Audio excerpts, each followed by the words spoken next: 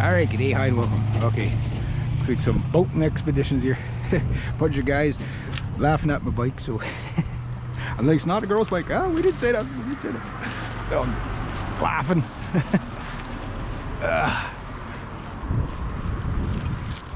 The one thing about this bike at low speed, I guess because of the crooked, which way is he going?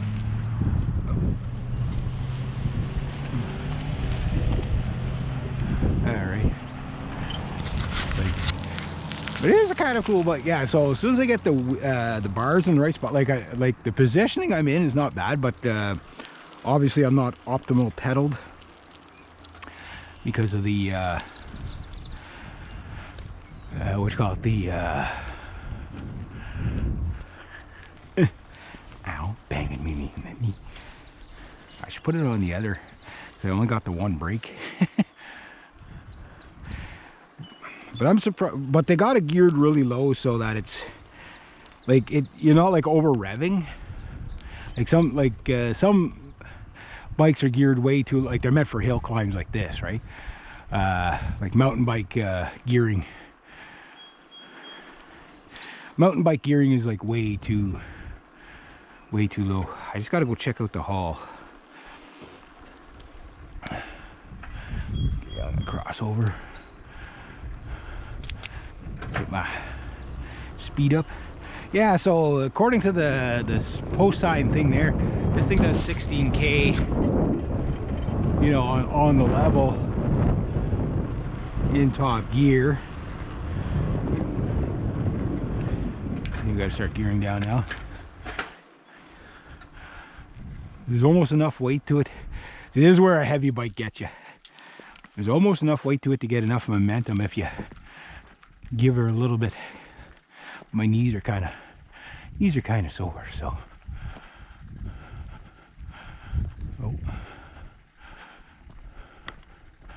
I gotta go see if I can borrow my dad's truck later this afternoon and drop boxes off at the hall, which I should have dropped off yesterday because yesterday was the big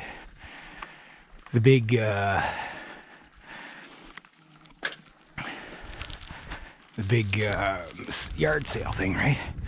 But here's where it gets interesting is yesterday they had a thing for the school out in Cass. So after my buddy and I, Paul, were done, we went and bought 2 hamburgers, support the kids. They get pays for like some of their trips and stuff like that. And there was a girl there from the high school and selling honey with her mom and her grandfather. And let me see how they did.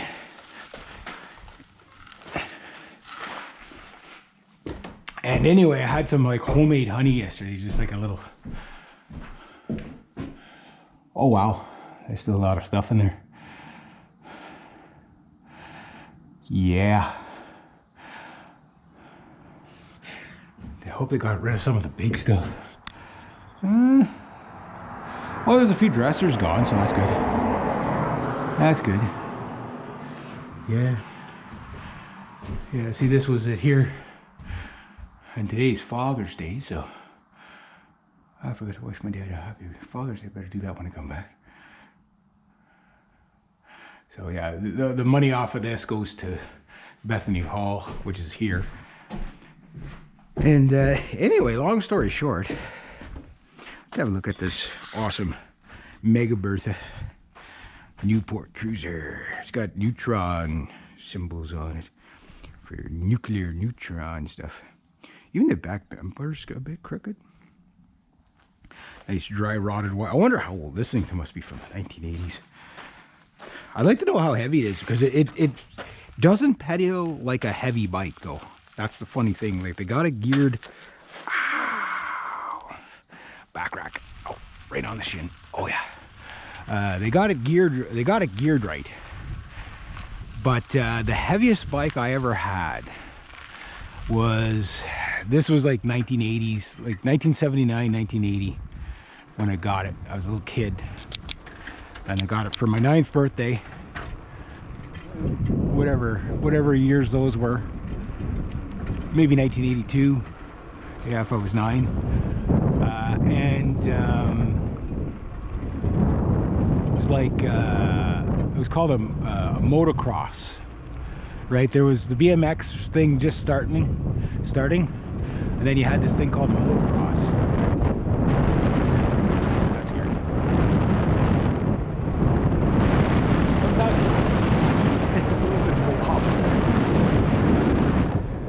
I'm sure if you hit 30 kilometers an hour on this thing there, you probably start getting the speed wobble.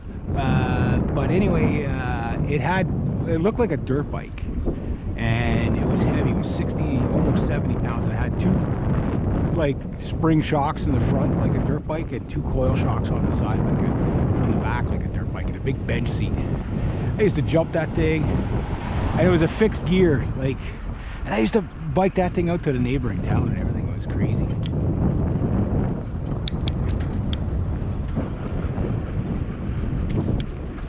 I definitely gonna have to get that back brake working too.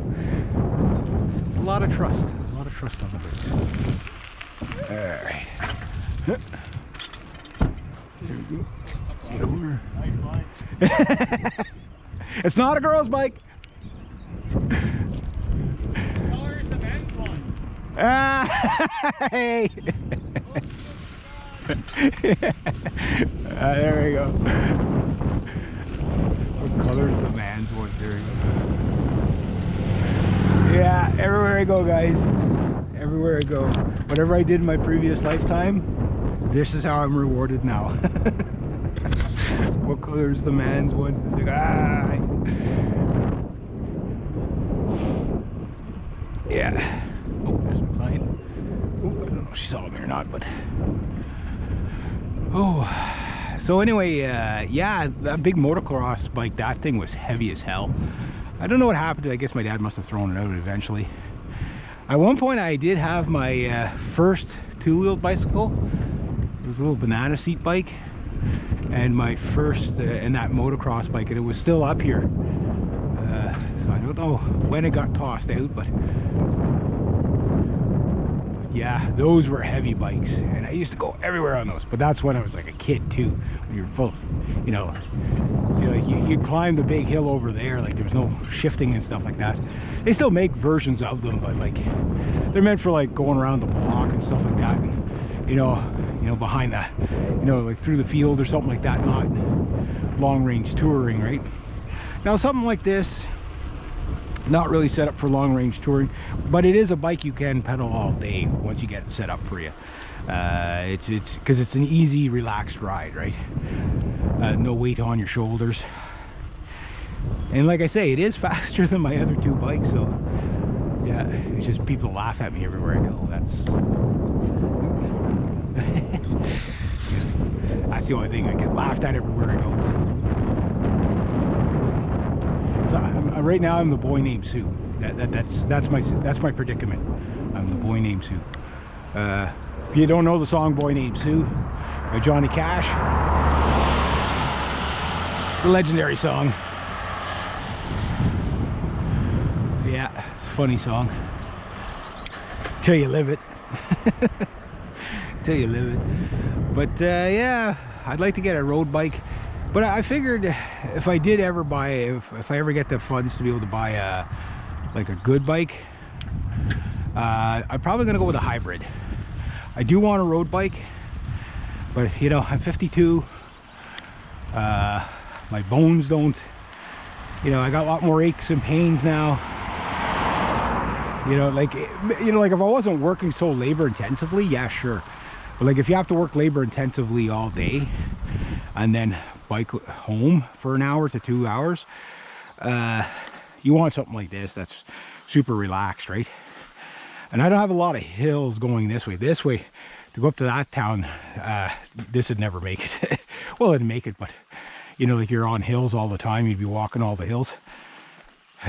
It'd take you a day, you know what I mean? That's only 28k that way, but this way it's relatively flat. There's a couple of little hilly spots, but nothing you can't manage, right? Even in a low gear. So a bike like this,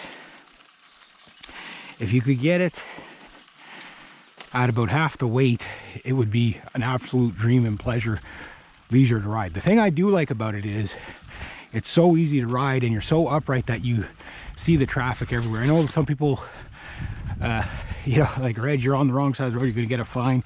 They don't bug you up here for that. What they get you, what they get you for is typically, if you're like out over the white line and putting tractor trailers in the ditch kind of thing. So that's usually what gets you, right? But up here they don't bug you too much. You know, there's kids and stuff like that. They're all over the road. But even though, yes, I have a right to be on the road, that is a 90-kilometer-an-hour highway, or 55 miles per hour for my American brothers and sisters. Law of tonnage dictates my right to be there will be shortly lived by a 130,000-pound truck full of logs, you know, barreling down on me, you know what I mean? So anyway, I'm going to do some adjustments on this. I got to get the battery charger on that.